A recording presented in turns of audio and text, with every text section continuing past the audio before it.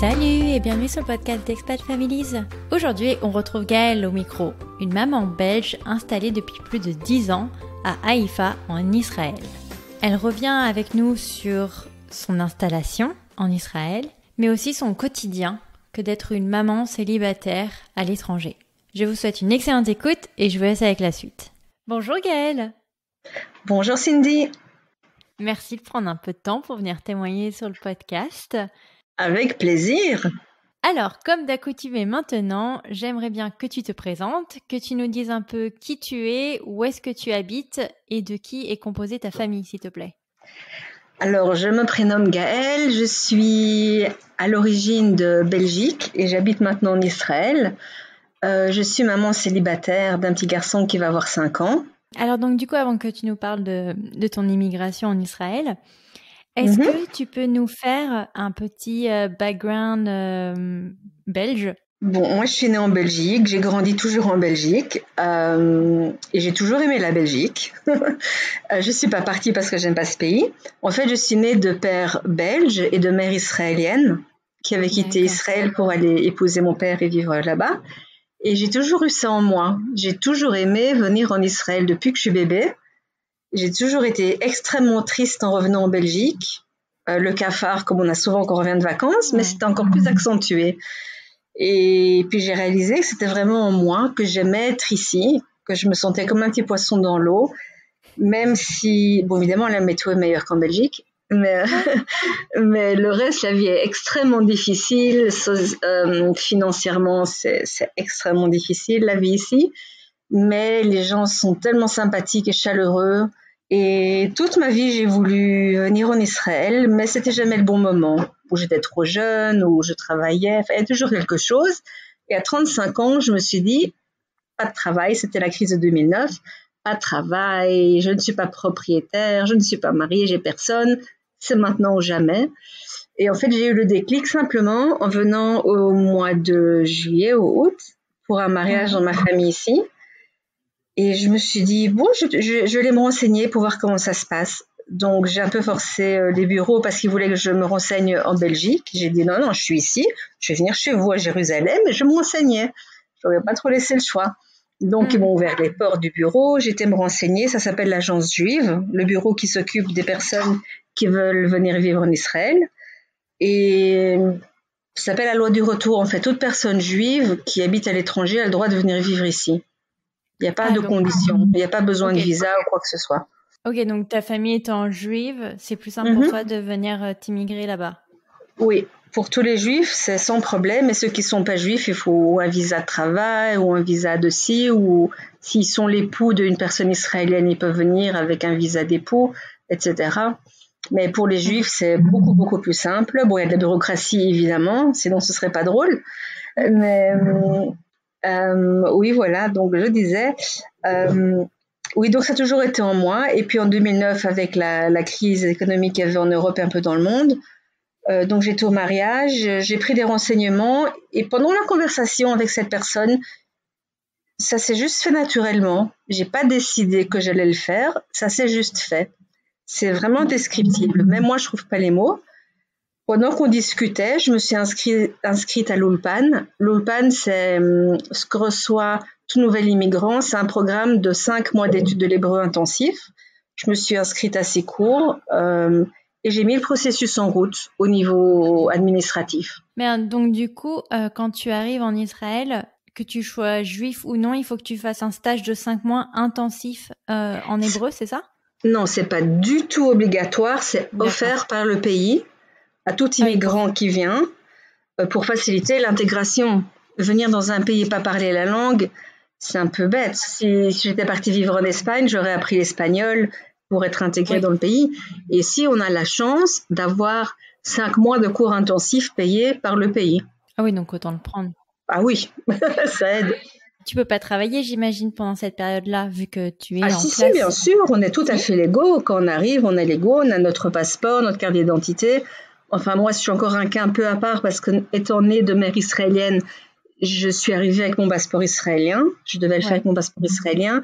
Il y a toute une série de statuts qui existent ici. Tout est compliqué ici au niveau administratif, mais c'est pas grave. Et donc, non, je pouvais travailler, je pouvais tout faire, mais c'est difficile de travailler en même temps que les cours parce qu'on étudie le matin et puis on a les devoirs, les leçons, comme quand on était à l'école. Intensif. Et puis on doit s'habituer, on doit trouver ses repères dans la ville où on est, parce qu'il y a des ulpan, donc ce cours, dans quasiment toutes les villes du pays. Donc moi je suis arrivée à Haïfa parce que c'est le meilleur du pays et je voulais mettre toutes les chances de mon côté. Et c'est une très belle ville en plus. Et donc voilà, non, c'est pas payant, c'est pas obligatoire et on a tout à fait le droit de travailler. Mais alors j'ai 2 questions.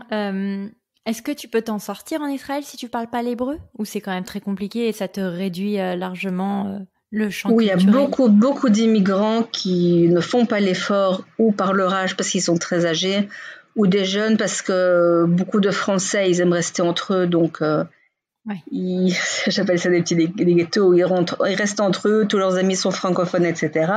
Pareil pour les anglophones ou pour les sud-américains qui parlent espagnol. Moi, j'ai pas voulu ça.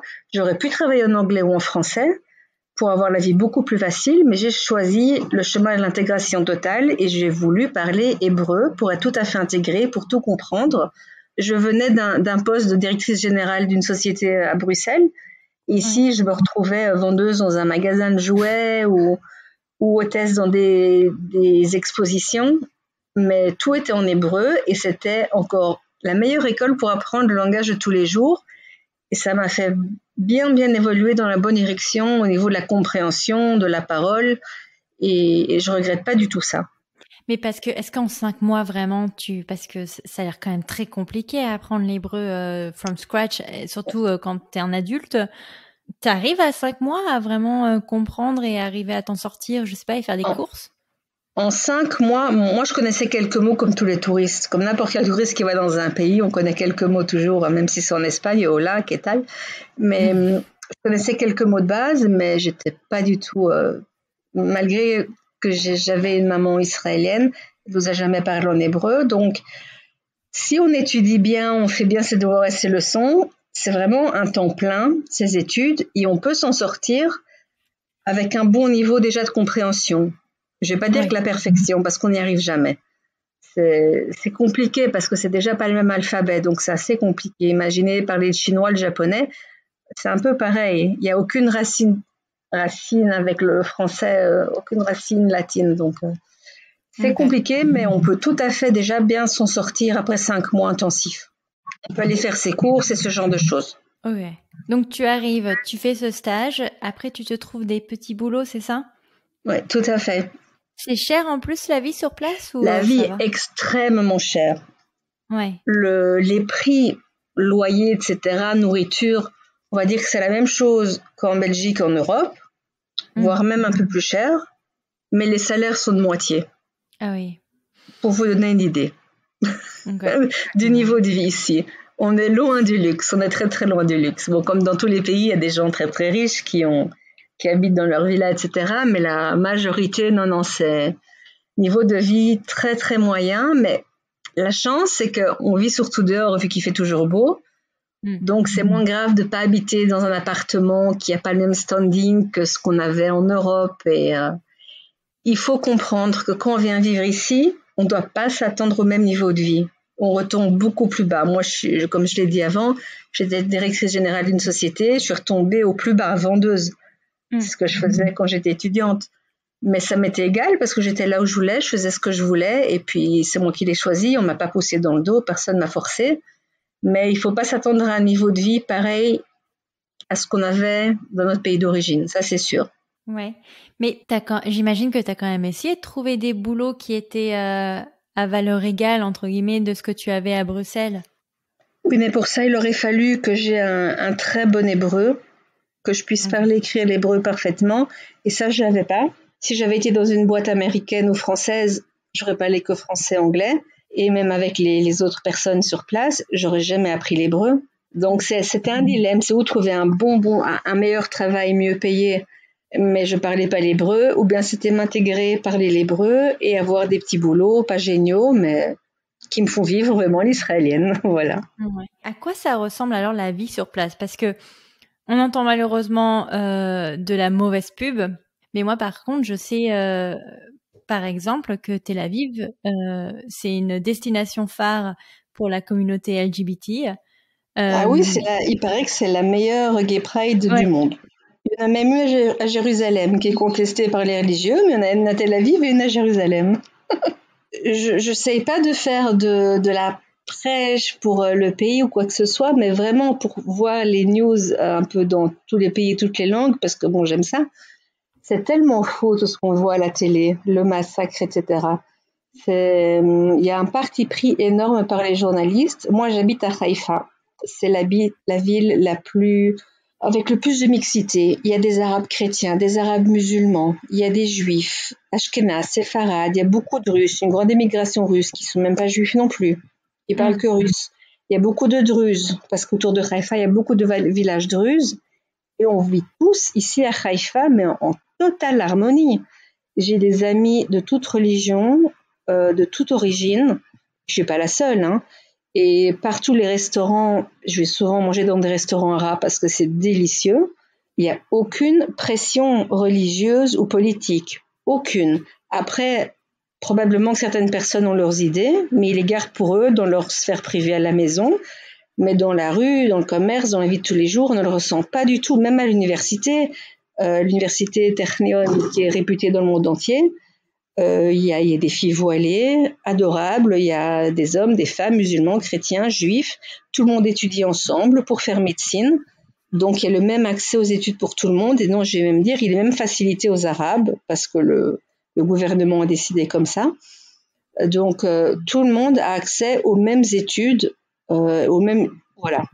Il y a une égalité totale entre tous les citoyens. Okay. Ils sont même représentés à la Knesset, et la Knesset c'est le Parlement. Il y a des Arabes, il y a des Druzes. Un Druze n'est pas un Arabe, attention, je précise. Il y a des Juifs, il y a de tout. Tout le monde est représenté au gouvernement. C'est dommage, alors, cette mauvaise pub qu'on entend tout le temps aux news, quoi. C'est à cause de ce qui se passe à Gaza. Et le pire, c'est que même ce que les médias racontent est tout à fait transformé. On dit Israël ne donne pas ci, Israël ne donne pas ça. D'abord, je tiens à préciser qu'Israël n'a pas à le donner puisque Israël a rendu, c'est à eux, mais ils ont donné Gaza aux Palestiniens. Les Palestiniens, les personnes en tout cas qui habitent cette terre sont censées se débrouiller seules, mais malgré tout. Donc en fait, c'est le Hamas qui a pris la gouvernance de Gaza. Le Hamas est un groupe terroriste. Il est reconnu comme terroriste, tout le monde le sait. Même les Gazaouis se font massacrer par les membres du Hamas. Ils sont pas libres, ils n'ont pas eu d'élection là-bas depuis au moins 8 ans. Et tout l'argent, il faut le savoir, tout l'argent international que l'Europe envoie à Gaza est détourné par le Hamas et rien ne va au peuple. Tout va dans les poches du Hamas.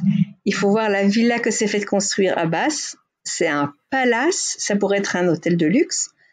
Et les pauvres Gazaouis, parce que sincèrement, nous, on n'a rien contre les Gazaouis. On sait que beaucoup de Gazaouis n'ont pas de problème avec nous, parce que beaucoup de Palestiniens rentrent en Israël tous les jours pour travailler. On envoie de l'électricité, de la nourriture. Tous les jours, il y a des files de camions, parce que le Hamas ne donne rien au peuple. Ils ne reconstruisent pas les maisons, les hôpitaux, ils ne reconstruisent pas les écoles. Les écoles et les hôpitaux, d'ailleurs, servent de cache pour les armes au Hamas. Et le peuple est pris en otage, mais c'est pas par Israël, c'est par le Hamas. Et c'est ça que le monde ne veut pas comprendre. C'est le Hamas qui les égorge. Il tue les homosexuels, il tue toute personne qui ose dire un mot contre le Hamas. Il les tue en place publique, dans la rue. C'est horrible, c'est vraiment horrible. C'est une dictature, c'est affreux. Ouais, ça fait penser à la Corée du Nord.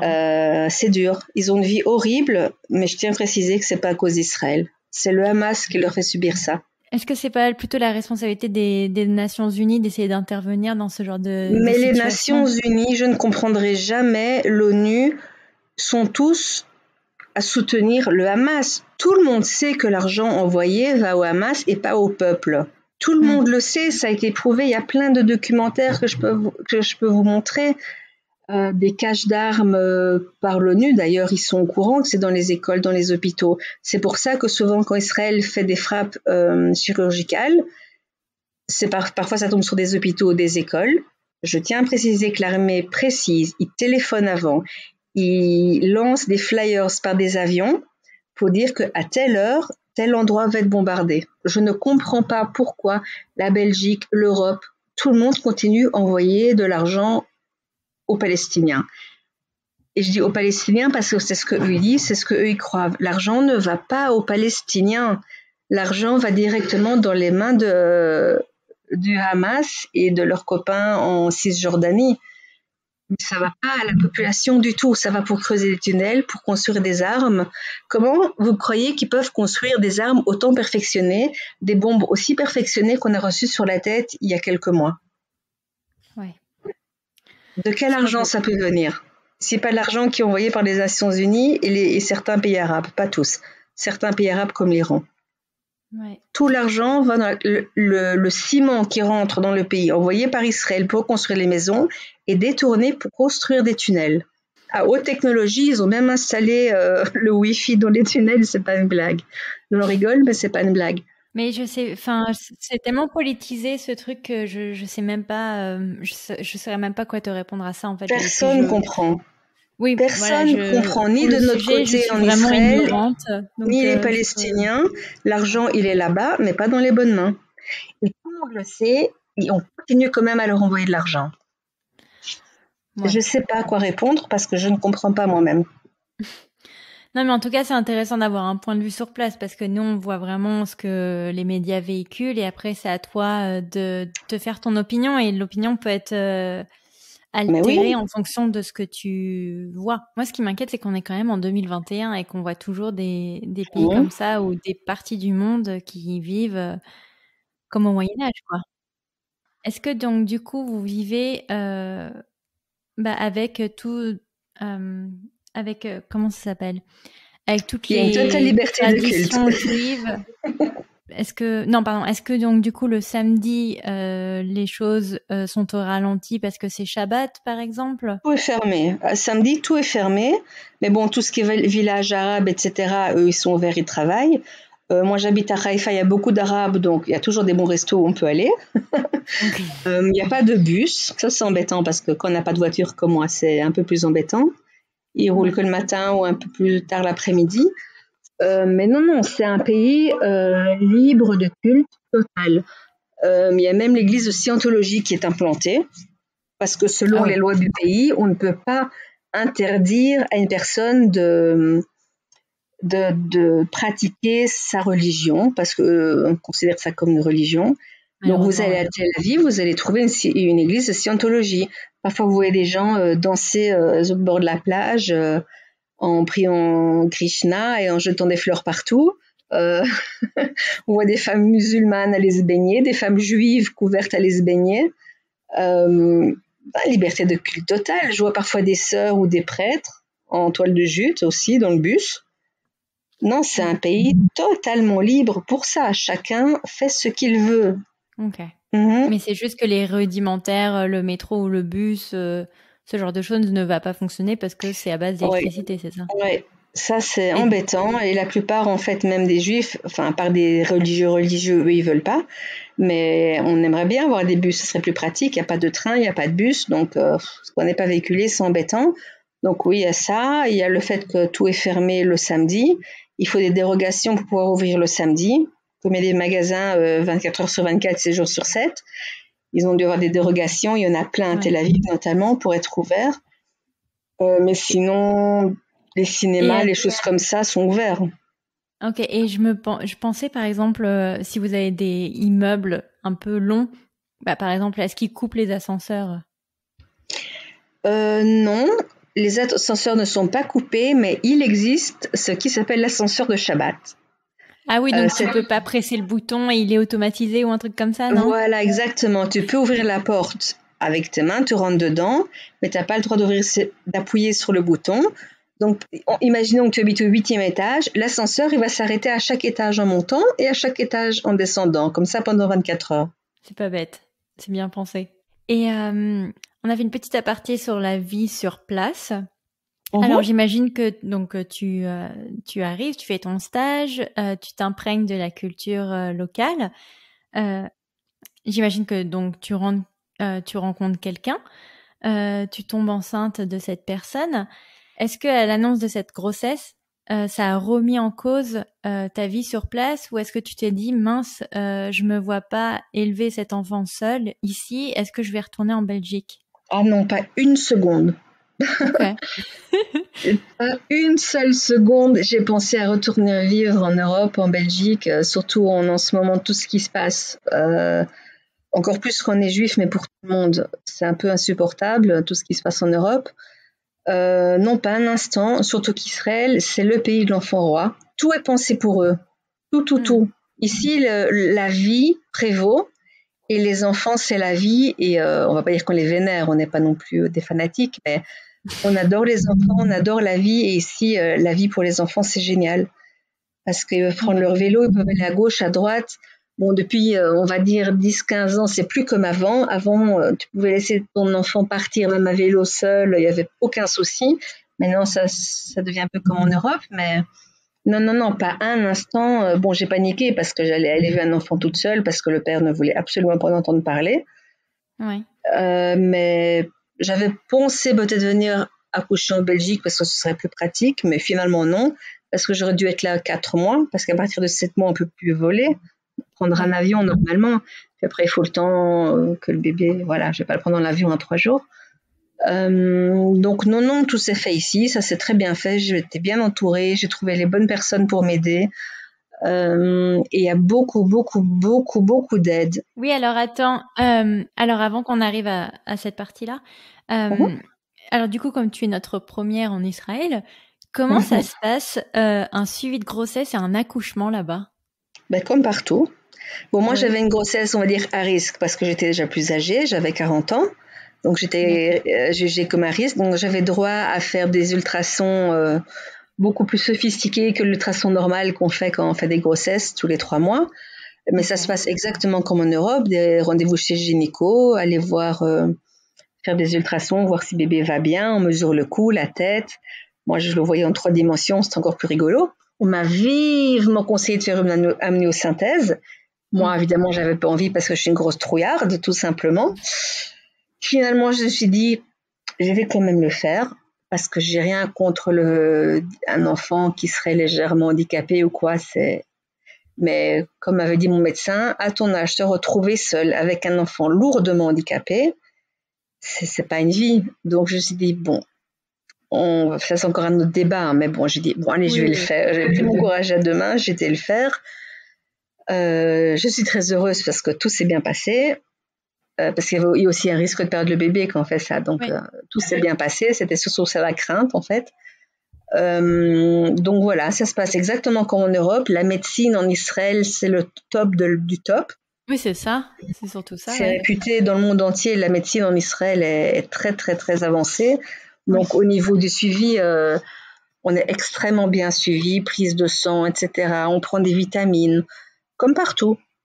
Comme partout, tout simplement. Pas nécessairement partout, mais alors donc du coup, parce que oui, ils sont quand même, c'est super high-tech, quoi. Enfin, moi, en tout cas, l'image que j'ai d'un centre hospitalier en Israël, il a intérêt à être au top du top, quoi. Les centres hospitaliers sont assez bien faits. Bon, c'est le désordre à l'israélienne. Il n'y a rien à niveau. Toujours, tout ce qui n'est pas brasserie, c'est horrible. Mais oui, on n'a pas à se plaindre. Il y a tout ce qu'il faut. Des IRM high-tech, les meilleurs, les machines, il y a tout ce qu'il faut. Et comment ça s'est passé alors ton accouchement? Pareil, la prise en charge est exceptionnelle ou La prise en charge, comme partout, on peut tomber sur une bonne équipe ou une équipe nullissime. J'espère que tu es tombée sur une bonne équipe. En fait, mon accouchement n'a pas été le meilleur accouchement du monde. Après 27 heures, j'ai perdu les os. Et après 27 heures de non-travail, etc., j'en pouvais plus. J'étais épuisée. J'ai hurlé pour qu'on me fasse une césarienne, alors qu'on me l'avait proposé 10 heures avant et j'ai refusé. Toujours parce que je suis trouillarde. Et ça donc, fait peur en même temps, une césarienne. Hein. Ah ouais, mais moi, je suis une grosse trouillarde. Le fait qu'on ouvre le ventre, et que j'entende tout et tout, je ne pouvais même pas m'imaginer. Mais là, j'en pouvais plus. Je sentais le bébé. Je pensais qu'il allait sortir, mais par derrière. Et j'en pouvais plus. Je n'ai pas ouvert la bouche pendant 27 heures. On m'a pas entendu me plaindre. Et tout à coup, je me suis transformée comme un monstre. J'ai crié, ouvrez-moi le ventre maintenant. Non, Moi, mais j'ai une c'est vrai césarienne. Et quand je prends certains médicaments, mon petit, on me l'a pris directement. J'ai même pas eu ce contact peau à peau. Ça, je suis hyper furieuse contre les médecins et tout qui étaient dans la salle à ce moment-là. J'ai pas pu voir mon bébé, le sentir, l'embrasser. On me l'a pris directement pour les traitements. Il a été suivi 5 jours pour être sûr qu'il va bien parce que je dois prendre un médicament il y a un petit risque pour un bébé. Mais bon, donc, il a été vu. Tout va bien. Dieu merci. Il va bien. Il est en bonne santé.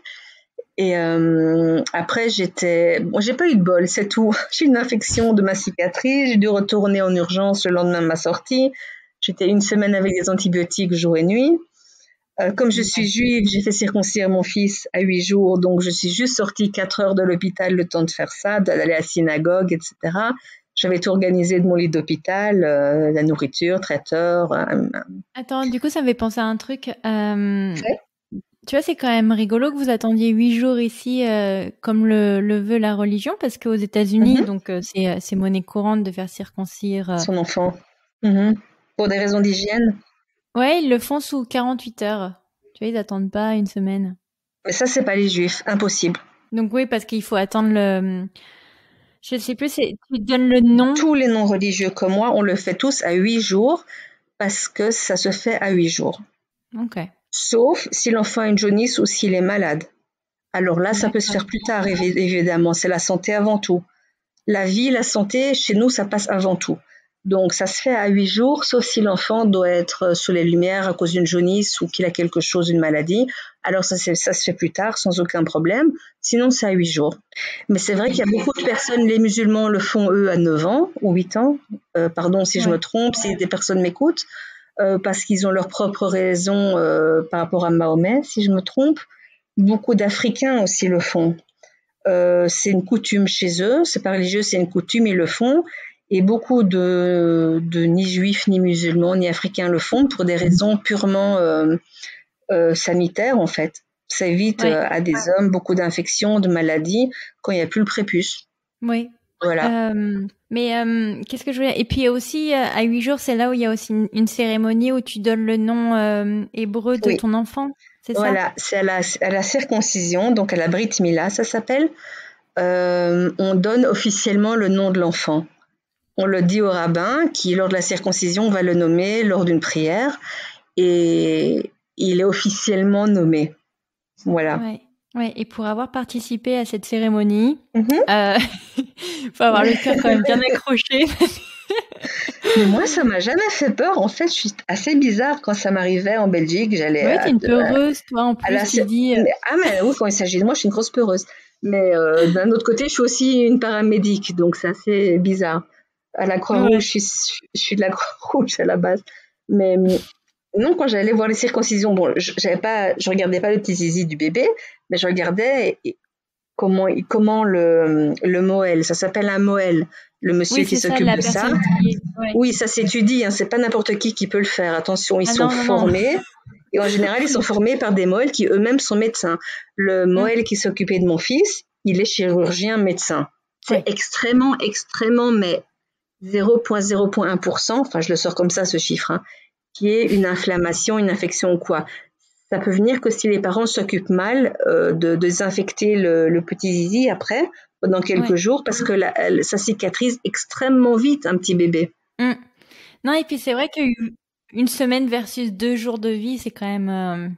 ça doit être quand même sacrément impressionnant. Donc, en fait, le bébé, il pleure surtout parce qu'on le tripote, on le chipote. Mais il pleure pas de douleur parce que une circoncision, mais quelle que soit la religion, on coupe juste un morceau de peau. Il n'y a pas de nerfs, il y a rien. Il y a rien de cet ordre qui est touché. C'est juste la calotte, en fait. Les hommes comprendront la calotte. Mais quand ils sont bébés, c'est minuscule et c'est en pointe. Donc, il y a juste un minuscule un morceau de peau qui est coupé. Et c'est tout. Donc, ce qui peut éventuellement lui faire mal, c'est quand il fait pipi, mais à cet âge-là, ils font pas pipi acide, ils font pipi du lait, de l'eau.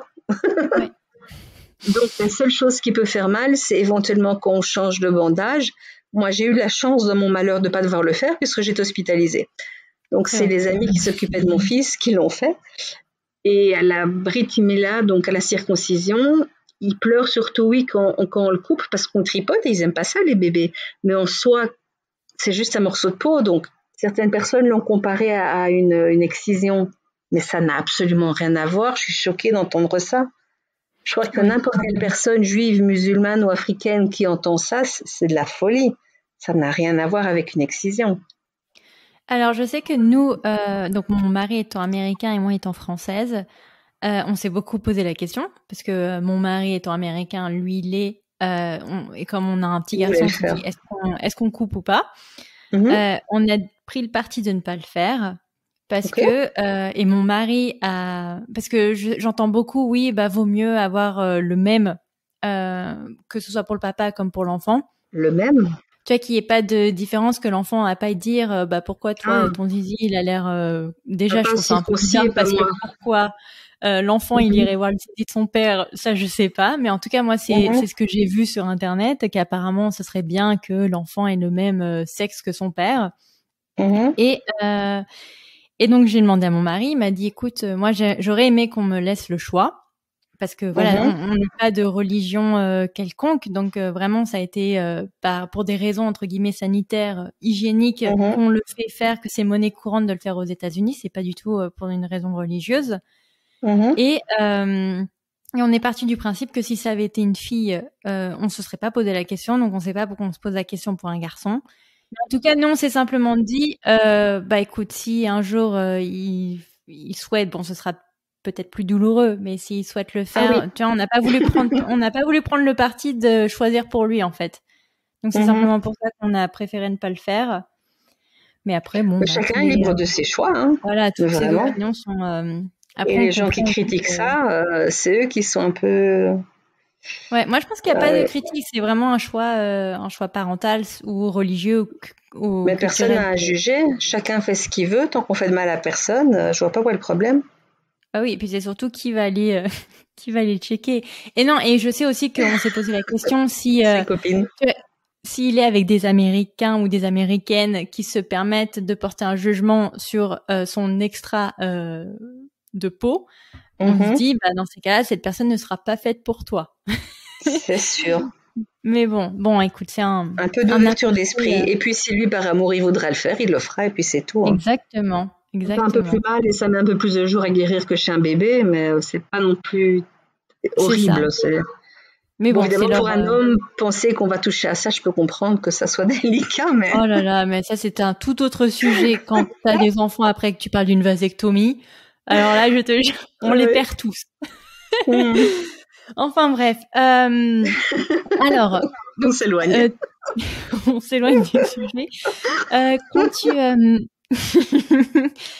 donc tu sors de l'hôpital. Comment ça se passe quand tu retournes à la maison seule avec ton petit Ethan qui vient d'être né? Alors moi, comme déjà je suis seule, j'ai pas de famille ici, j'ai personne. J'avais peur je suis très prévoyante et je suis parfois un peu peureuse, mais en général non. Mais bon, je me dis oh là là, je vais me faire un baby blues. En plus, on m'a arraché mon enfant parce que j'ai dû être aux urgences pendant une semaine. Et il va vivre sa première semaine sans moi et ça va faire un traumatisme. Enfin, la mère juive par définition, comme tout le monde connaît. Je le voyais déjà aller chez le psy à l'âge de 5 ans parce qu'il était séparé de moi. Et donc, j'ai directement encore à l'hôpital. J'ai pas eu honte. J'ai demandé de l'aide sur un groupe de parents francophones en Israël, de mères plutôt. Il y a que des mères dans ce groupe. Quoi faire? Certaines m'ont téléphoné, m'ont rassuré. J'ai demandé à parler à une psychologue ou une assistante sociale, je sais plus, quand j'étais à l'hôpital. Elle est venue me voir, c'est une assistante sociale. Je voulais trouver un maximum d'aide, un maximum de support parce que je savais que j'en aurais besoin. Je vois déjà les amis, enfin tout le monde, des familles normales entre guillemets avec un père, une mère, des parents autour, c'est dur. Alors moi je dis moins à 100 personnes. Ça va être hard. Donc, j'ai contacté cette assistante sociale qui, depuis le début, en fait, était là. J'ai eu droit à une babysitter pendant 40 heures, quelque chose comme ça. Je la prenais quand je voulais. Donc, ce que je faisais souvent, je la faisais venir le matin. Moi, j'allais dormir sur un matelas par terre dans une autre pièce et elle s'occupait du bébé. Parce que je ne nourrissais pas au sein, elle était nourrie au biberon. Donc, ça facilite pour ça. Oui. Et je prenais un babysitter pour ça, pour pouvoir, moi, dormir un peu, parce que sinon, c'était intenable. Après, j'ai pris beaucoup de plaisir à m'occuper de lui aussi. Donc, et j'ai eu un bébé, enfin, il est toujours extrêmement facile. J'avais pas un bébé hurleur, râleur, etc. Il mangeait bien, il dormait bien. J'ai eu beaucoup, beaucoup de chance de tomber sur un bébé pareil. Ça a aidé. Et puis, j'ai eu toute une équipe là, d'assistantes sociales qui m'ont aidé. On aide beaucoup les mamans célibataires en Israël au niveau assistante sociale, donc la municipalité, mais aussi il y a beaucoup d'organismes privés qui vivent grâce aux dons des gens, qui aident les mamans célibataires. Je pouvais recevoir un lit, un berceau, des vêtements, toutes sortes de choses, une baignoire. Il y a beaucoup de choses, j'ai dit non. J'ai trouvé moi-même, en fait. Sur Internet, j'ai trouvé beaucoup de choses en deuxième main. Oui. J'allais chercher avec mon petit ventre dans le bus, j'allais chercher des vêtements.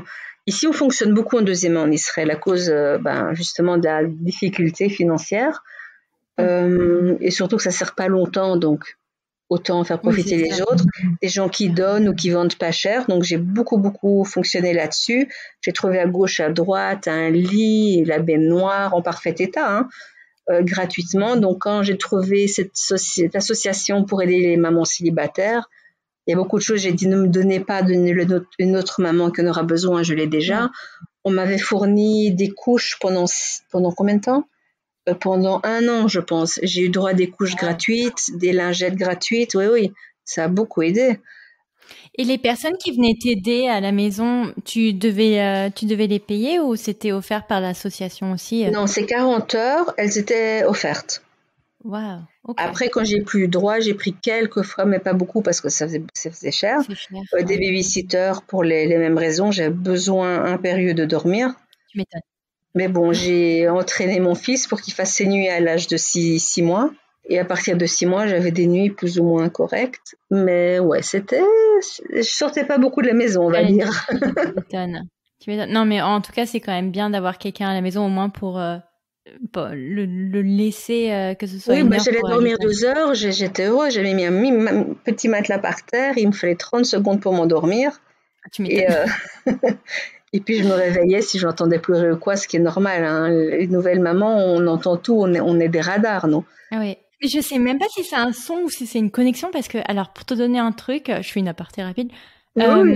J'ai une amie donc j'ai dû être en call pour une amie qui devait partir à l'hôpital pour accoucher. Et donc, j'étais chez eux, donc on habite dans la même ville, mais quand même assez loin l'un de l'autre, à 20 minutes en voiture. Et je te jure que je me suis réveillée à 6h24 du matin en me disant j'entends un bébé qui pleure. Bah, j'étais loin de mes enfants. Hein. J'ai une petite fille qui a 4 mois à la maison là. Je suis en train de l'entendre. Et je te jure que je suis rentrée à la maison vers 10h du matin. Je fais elle s'est réveillée à quelle heure, Alice? Et mon mari me dit elle s'est réveillée vers 6h30. Je fais waouh. C'est dingue, je l'ai entendu. Tu vois, mais c'est quand même dingue. Tu vois, ça m'a réveillée. Tu l'étais? Ouais. Ah, voilà. Non, mais c'est quand même c'est incroyable. C'est aussi à la connexion, ça. Ouais, mais c'est fou. Anyway. Les mères, on a un truc que les pères pourront jamais comprendre. Mais je crois qu'il y a un reportage sur Netflix qui explique que ça active vraiment un centre nerveux dans ton cerveau et c'est là où, en fait, tu es beaucoup plus à même à entendre les cris de ton enfant. Oui, ça te met en alerte rouge, quoi. Enfin, et donc, j'imagine que comme tu dois rester, en plus après une césarienne, j'imagine que quand même tu dois rester un minimum allongé ou te reposer. Ah oui, en plus j'ai souffert parce que c'était infecté, oui. Et alors, comment tu fais pour travailler? Parce que j'imagine que quand même... je travaille pas. Je n'ai plus travaillé depuis que j'ai accouché en tant qu'employée. Donc, je suis seule avec mon fils. Donc, déjà... Avant l'âge de 6 mois, il était hors de question que je le mette en crèche. À 6 mois, j'ai déposé dans une crèche. Mais un bébé à cet âge-là, aux parents, c'est que ça chope tous les virus, c'est tout le temps malade. Donc, j'aurais jamais pu travailler pour quelqu'un, j'aurais été virée directement. Prendre des jours de congé tous les mois parce que mon bébé a mal aux oreilles ou un virus, un rhume. Et quand on ne prend pas la crèche, je dois m'en occuper, c'était impossible. Ça, c'est les 3 premières années. Après, il passe, comment ça s'appelle en français, à 3 ans, en maternelle. La maternelle, ouais. Là aussi, ils sont souvent malades. Et puis, c'est pas toujours des journées pleines. Ici, c'est jusqu'à normalement 1 heure ou 2 heures qu'on les garde. Si on veut jusqu'à 4-5 heures, c'est un supplément qu'il faut payer. Comme aux US, ouais. L'école aussi ici est beaucoup plus tôt qu'en Europe. Donc, en tant que maman célibataire, sans famille, sans aide, j'ai pas le choix que de rester à la maison. Donc, j'ai décidé d'être indépendante. Et j'ai décidé d'ouvrir ma petite société d'organisation d'intérieur. Et là, depuis pas longtemps, je suis coach en nutrition. J'aide les gens à perdre du poids, à prendre du poids. Donc voilà, j'essaie de trouver plein de solutions pour être indépendante, pouvoir gérer mon temps comme il faut, parce que même maintenant, à 5 ans, quand ils sont malades ou quoi que ce soit, il faut être là. Ouais. Il y a tous les jours de congé, il y a les fêtes, etc. Les écoles ferment, mais les gens travaillent quand même. Et moi, je vais faire quoi de mon fils si je travaille ? Non, j'ai nulle part où le mettre. Donc malheureusement, depuis, j'ai travaillé jusqu'à 2 semaines avant mon accouchement. J'ai essayé de tenir aussi longtemps que je peux. Et après, j'ai plus jamais repris un travail en tant qu'employée. Ok. Donc tu t'es mis directement à ton compte. Et est-ce que tu as... Pas directement, j'étais au chômage. Ensuite, j'avais droit à certaines allocations. Ça allait être ma question. Est-ce que tu as des aides financières du coup? Ok, donc tu avais cette association qui pouvait t'aider. Mais est-ce que tu as des aides financières par le gouvernement? Ouh là là, 150 shekels par mois, ça fait plus ou moins 30 10 euros. Ouais, voilà. Non, même pas loin. C'est symbolique, hein. Qu'est-ce qu'on peut faire avec ça, quoi? Ce n'est pas assez pour acheter 2 boîtes de lait. Alors que sur un mois, à l'époque, il m'en fallait bien 8, 10, 12 quand elle était petite. Donc, quand ils boivent le lait en boîte, ça va vite. En plus, lui, il a des goûts de luxe, il voulait que la plus chère de tous. Dis donc, le petit est... Il commençait à l'hôpital, à la maternité, lui donner celle-là, sans réfléchir. Je ne connaissais pas les prix, je n'avais pas pensé à vérifier ça. Et puis après, quand j'essayais de passer un autre lait, il ne voulait pas. Donc voilà, là aussi, je demandais de l'aide sur Internet. Je demandais à des gens s'ils avaient des boîtes qu'ils n'utilisaient pas, encore fermées. Je serais contente. Et j'avais laissé tomber ici. Mais ici, on n'a pas honte de demander de l'aide dans ce pays. Parce qu'il y a beaucoup de personnes dans le besoin et on n'a pas le choix, on demande de l'aide. Alors, il y a des groupes de parents, etc. Et on dit, voilà, je suis maman célibataire. Si par hasard, vous avez chez vous des jouets, des vêtements de telle taille, etc. ou des couches de telle taille, moi, ça m'était égal la marque. Tout ce que je recevais, j'étais contente parce que les parents, on connaît le prix, hein, ça coûte cher, tout ça. Et comme la vie est chère, il faut essayer d'être un peu plus intelligent que le système et trouver des petits trucs, voilà. Quand il y a des bons de réduction ou quoi que ce soit, je les utilise aussi à l'époque pour les couches. Certaines couches étaient en promotion, j'allais acheter des couches de telle marque ou telle marque. Voilà, lui, ça lui était égal, ça. Là, c'est pas difficile. Oh, tu m'étonnes. Et puis en plus, mais alors, donc si t'es quand même t'es resté au chômage pendant combien de temps? Longtemps, parce que même si j'avais ouvert ma société, j'étais incapable d'aller travailler. Oui, c'est ça. Et puis t'as pas le cerveau à ça, quoi. On n'a pas le cerveau à ça. Je suis crevée. Même encore maintenant, c'est compliqué. C'est compliqué d'aller travailler. C'est pour ça que maintenant j'ai trouvé. Je travaille comme indépendante là pour une société, mais indépendante, et je travaille de chez moi de mon téléphone. Je peux être n'importe où tant que j'ai mon téléphone, c'est du boulot. Hier, désolée, je vais en déprimer certains. J'étais à la plage pendant 2 heures avec mon fils. Parce que c'est près de chez moi. Et comme c'est les vacances, il faut les occuper. J'avais mon téléphone. Voilà, je pouvais poster, je pouvais éventuellement répondre, je pouvais travailler. Mais c'est ça que les employeurs, ils n'ont pas encore compris, c'est qu'on a besoin de flexibilité. Et surtout quand on est une maman, quoi. Quand on est parent, même un père, hein, je vais dire. Pourquoi c'est toujours la maman qui doit prendre congé? Le père aussi, il peut s'occuper de ses enfants. Il s'en occupe tout aussi bien. Tu rentres dans un sujet. Oui. Je veux dire, on parle des mamans, mais il y a aussi des papas. Il y a des couples homosexuels qui ont des enfants. Ils ont aussi besoin de ces congés.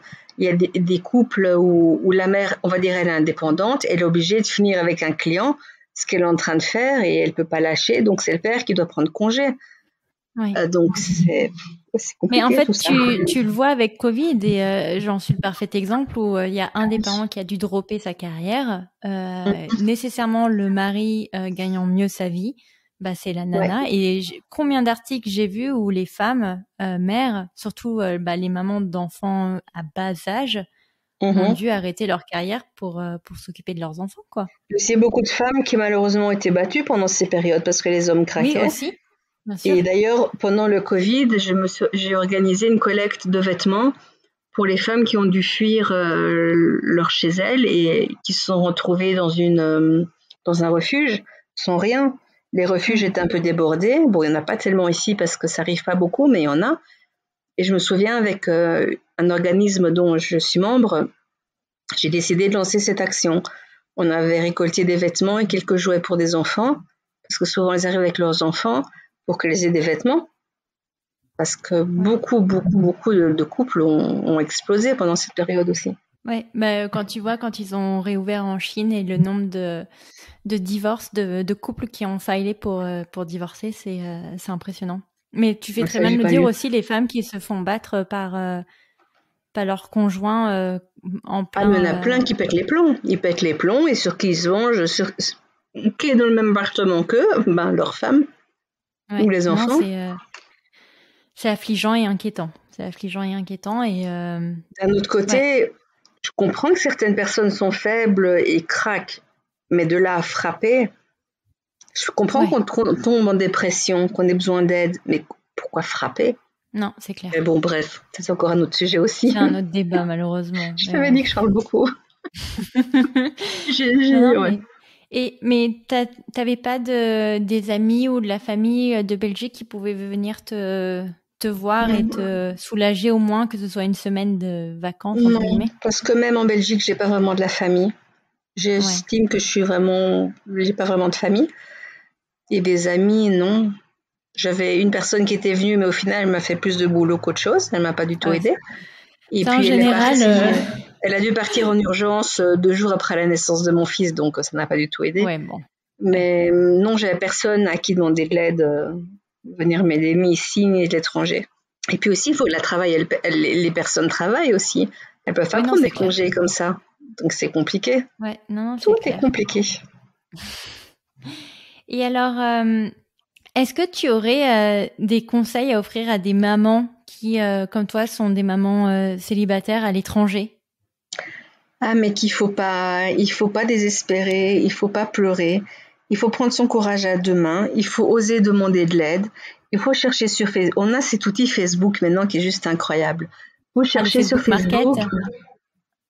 Non, pas Market, oui, pour les choses qu'on veut avoir. Mais il y a des groupes aussi dans votre quartier, dans votre ville, là où vous habitez, de tout, des groupes de mamans ou des groupes où on donne des choses. On cherche des institutions, peu importe le pays, il y en a partout, qui aident les gens qui ont besoin. Il faut pas avoir peur d'oser demander de l'aide. Il n'y a aucun mal et aucune honte à demander de l'aide pour donner une meilleure vie à son enfant. Il n'y a aucune honte à avoir. Et ça, j'insiste, je sais que dans beaucoup de pays, c'est très tabou, mais ici, ça l'est pas du tout. Du coup, moi, je me suis formatée comme ça. Et je pousse les gens, mais quel que soit le pays, n'ayez pas honte. J'ai parlé encore hier à une amie en France qui a 5 enfants, qui est maman célibataire et qui rame. Elle n'ose pas trop demander parce qu'après, on va parler d'elle, comme quoi elle demande. Mais non, je dis, il faut oser, il faut demander. Si on peut donner une meilleure vie à son enfant, il faut le faire. Donc, on cherche sur Internet, sur Facebook, partout, tous les moyens qu'il y a pour avoir de l'aide. Il n'y a pas de mal puisqu'ils sont là pour ça. Ce sont des organismes qui servent à ça.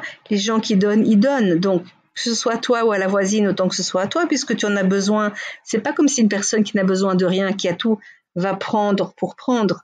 Là, les personnes qui en ont besoin, eh ben, allez frapper aux portes et demander de l'aide. Et ça ira tout seul. L'amour, ça fait pousser des ailes. Donc, l'amour de votre enfant, ça aide beaucoup et il faut surtout pas se battre. Il y a des jours où on a envie de pleurer, ben on pleure, on attend que ça passe un jour ou deux, et puis on se reprend en main et on retourne au front. Je pense que ton petit garçon doit être quand même super fier de sa maman, parce que ça doit vraiment pas être évident. Mais j'espère que quand il sera grand, il sera fier, oui. Et alors, qu'est-ce qu'on peut te souhaiter, toi, pour la suite? Ah, moi, me souhaitais de mieux gagner ma vie pour que je puisse enfin investir dans un petit appartement. Parce que ici, les prix, c'est de la folie pour s'acheter un appartement. C'est encore plus cher qu'en Europe. Et de rester en bonne santé, moi et mon fils, très longtemps. Et d'être heureux. Et voilà. Non, écoute, Gaëlle, moi, en tout cas, je te remercie énormément pour ton témoignage et pour ton temps. Avec grand plaisir. Et puis, je vais surtout te laisser aller te coucher parce qu'on a quand même quelques heures de décalage. Oh, j'ai l'habitude ici, les 22 heures. Mais je vais jamais me coucher si tôt parce qu'une fois qu'il est couché, je fais le reste. J'ai même pas encore dîné. Non, écoute, merci beaucoup. Merci. Voilà pour cet épisode. J'espère qu'il vous aura plu. N'hésitez pas à le partager autour de vous ou de nous laisser un commentaire et une évaluation sur votre plateforme préférée. Nous, on vous souhaite une excellente semaine et on vous retrouve dans 2 semaines pour un prochain épisode. Ciao!